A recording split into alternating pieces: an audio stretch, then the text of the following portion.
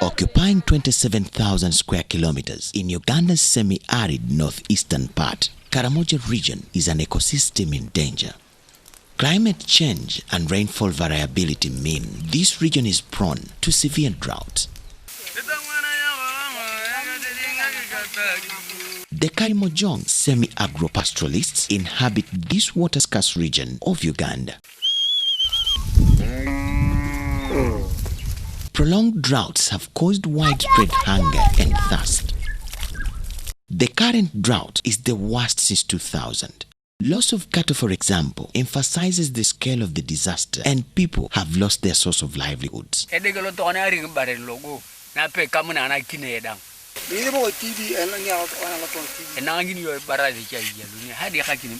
Many areas have suffered as much as 4 consecutive failed harvests. Now, most families have to survive on less than 1 meal a day.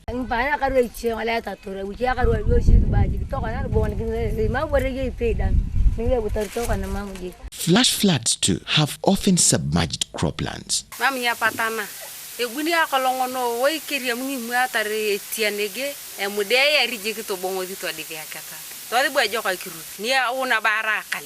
Almost 9 out of every 10 people are in need of outside help.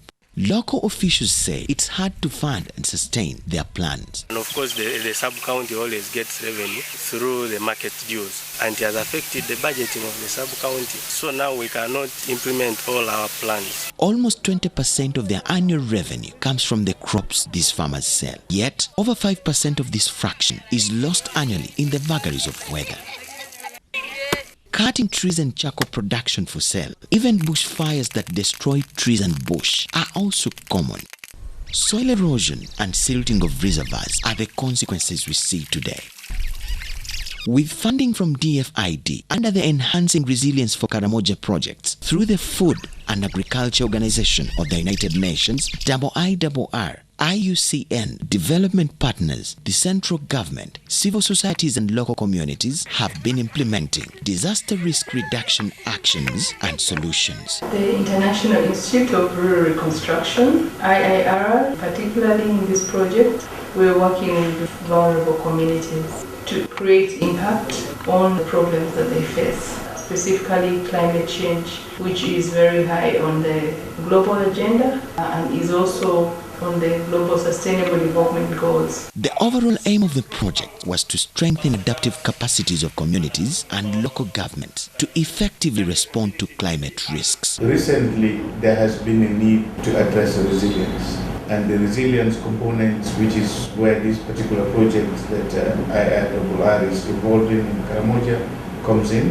Then you have the early warning system, which we felt was necessary, because if the people are to be resilient, they have to know when to do what. 4 major themes formed the basis of the project. These themes were watershed status assessment and mapping for baseline information and identification of hotspots, capacity needs assessment to identify gaps within communities and local governments, support to district local governments to develop and implement integrated microcatchment management plans, and reviewing to update contingency plans for each of the 7 districts.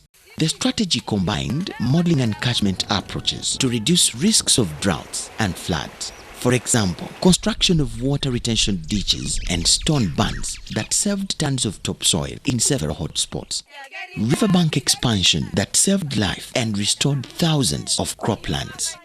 Sets of culvert bridges that made access easy to social services for thousands. Restoration of riverbanks that improved water and pasture for livestock. Thousands of woodlots that added millions of tree species into the rangeland systems. And live fencing of homesteads, corrals and gardens to reduce demand on wood. Also, capacity of these cattle dependents was built in disease surveillance and treatment of sick animals so that part of their culture can continue. To diversify people's livelihoods and help them fulfill their adaptation plans, 2 social protection mechanisms were key in the project. They were Cash for Work and Community Environment Conservation Fund. This global story isn't just local and particular. It's about our shared fate. Above all, it's about contingency planning, our mitigation strategy against disasters. Over 70% of disasters that this country experiences are climate-induced. So there is need for communities and local authorities in contingency planning. And that's why in the Office of the Prime Minister, we are saying that $1 invested in contingency planning, $1 invested in preparedness or mitigation can save $7 that would have been invested in recovery.